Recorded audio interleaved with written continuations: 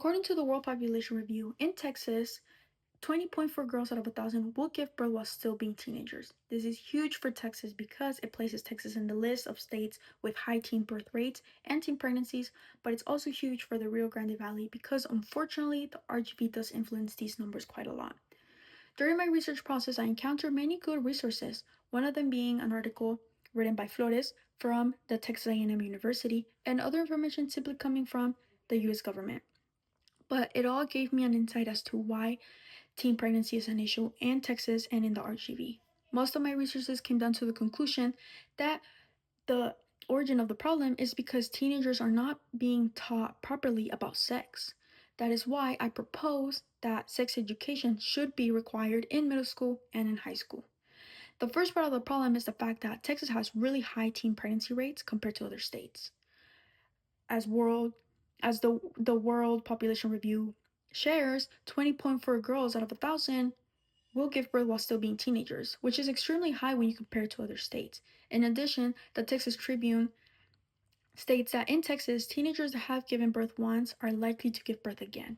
This is an issue in Texas, but it's also an issue in the RGV. The Organization of Healthy Future of Texas shares that the RGV is among the highest teen birth rates. It's unfortunate, but according to Flores, this could be due to multiple factors, some of them being the fact of economic status, poor education, or having access to health resources.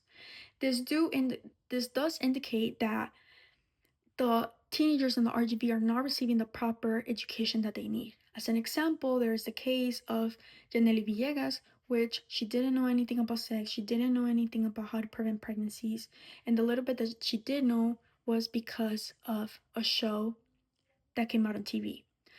So, what was the outcome? The outcome was Janely got pregnant and she gave birth to her son when she was 18 years old. So even though teen pregnancy is a big issue in Texas and in the RGB, there's still that gap of information. There's still lack of information. And that leads me to the second part of the problem, which is the fact that Texan teens lack sexual education.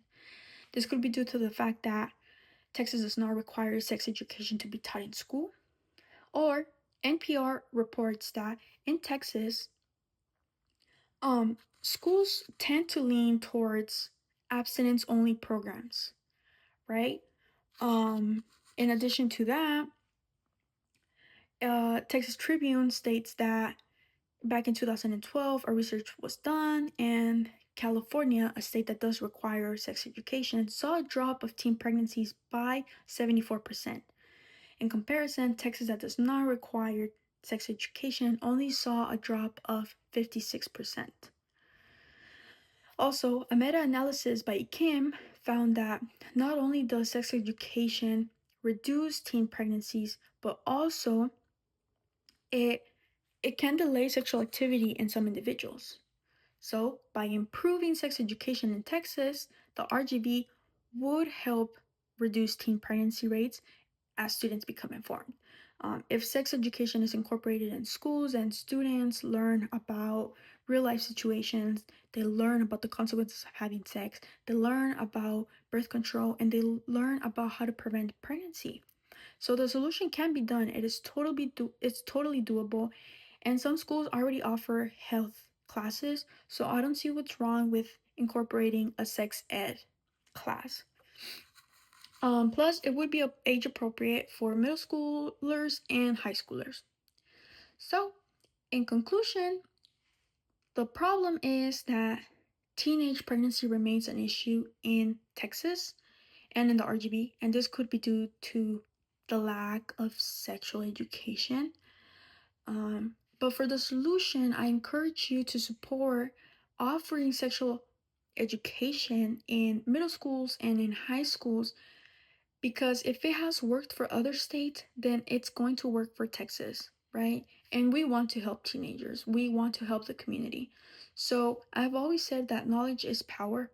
And the least we can do is help the teenagers by providing them with valuable information, which it's important to keep in mind that we're not only helping the teenagers, but we're helping the community, we're helping ourselves, we're helping the future. And I think that's where the valuable part comes in play. That is why I think including comprehensive sexual education in middle schools and in high schools would tremendously help everybody. Thank you for listening.